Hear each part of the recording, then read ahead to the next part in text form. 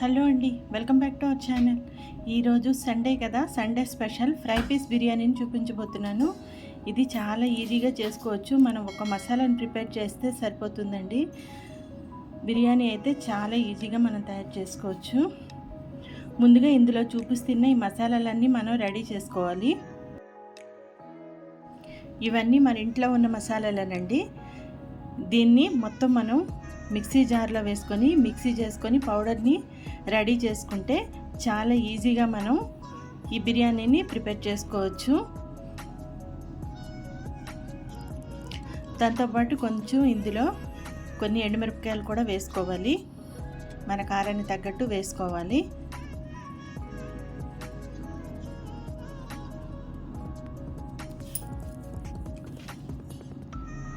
ఈ రాతి పువ్వు కస్తూరి మేతి వల్ల చాలా ఫ్లేవర్ వస్తుంది బిర్యానీ పౌడర్కి. ఇదిగోండి, ఇలాగా బిర్యానీ పౌడర్ రెడీ అయిపోయింది కదా. దీన్ని తీసి పక్కన ఉంచుకొని ఒక ప్యాన్ పెట్టుకొని అందులో కొన్ని వాటర్ వేసుకొని బాగా క్లీన్ చేసుకున్న ఈ చికెన్ని అందులో వేసుకోవాలి. కొంచెం సాల్ట్ని కూడా మనం యాడ్ చేసుకోవాలి. ఆ చికెన్కి సరిపడా సాల్ట్ అనమాట వేసుకొని బాగా మనం బాయిల్ చేసుకోవాలి. మనం ముందుగా తయారు చేసుకున్న గరం మసాలాని ఒక 2 స్పూన్స్ కూడా వేసుకొని బాగా బాయిల్ చేసుకోవాలి. ఈలోగా ఒక గిన్నెని తీసుకొని ఒక 2 గ్లాసుల బాస్మతి రైస్ని తీసుకొని కడిగి పక్కన పెట్టుకోవాలి, నానబెట్టుకోవాలన్నమాట. తర్వాత ఇదిగోండి, ఇది బాగా ఉడికింది కదా, దాంట్లోంచి వాటర్ని వేరు చేయాలి. వాటర్ పడేయకూడదండి, వాటర్లోనే మెయిన్ అంత ఫ్లేవర్ ఉంటుంది.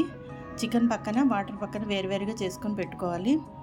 తర్వాత ఒక ప్యాన్ పెట్టుకొని అందులో ఒక 3 స్పూన్స్ ఆయిల్ని వేసుకొని కొన్ని ఉల్లిపాయలని సన్నగా తరిగిన వేసుకొని ఆ ఉల్లిపాయలకు తగ్గట్టు కొంచెం సాల్ట్, పసుపు వేసుకోవాలి. దాంట్లో కొంచెం అల్లం వెల్లుల్లి పేస్ట్ కూడా వేసుకొని బాగా వేపుకోవాలి.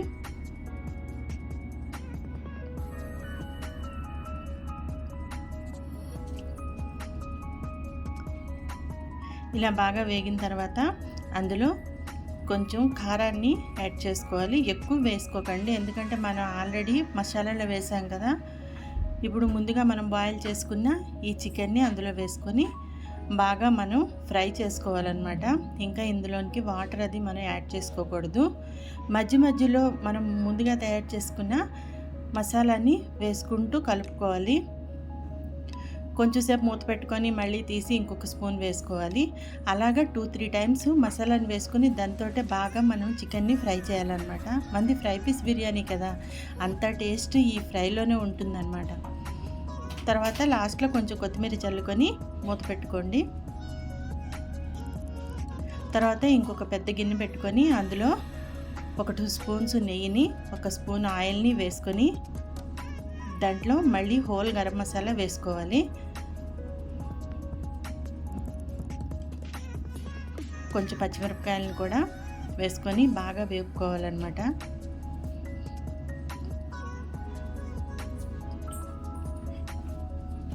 తర్వాత కొంచెం వెల్లుల్లి పేస్ట్ని కూడా వేసుకోవాలి. ఉల్లిపాయలు అవేమీ అవసరం ఉండవండి ఇందులో. ఇంకా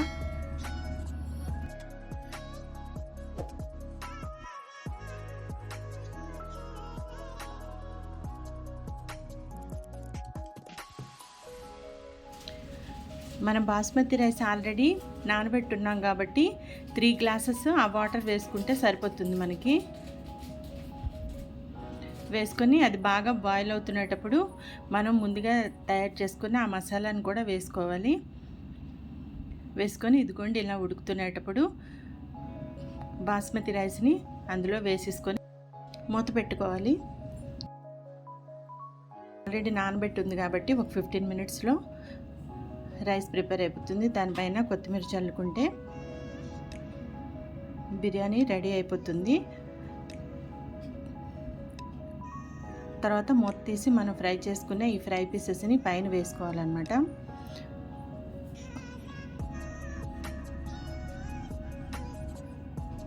ఈ మసాలా ఫ్లేవర్ వల్ల ఈ ఫ్రై పీసెస్ చాలా మంచి ఫ్లేవర్, మంచి టేస్ట్ వస్తుంది.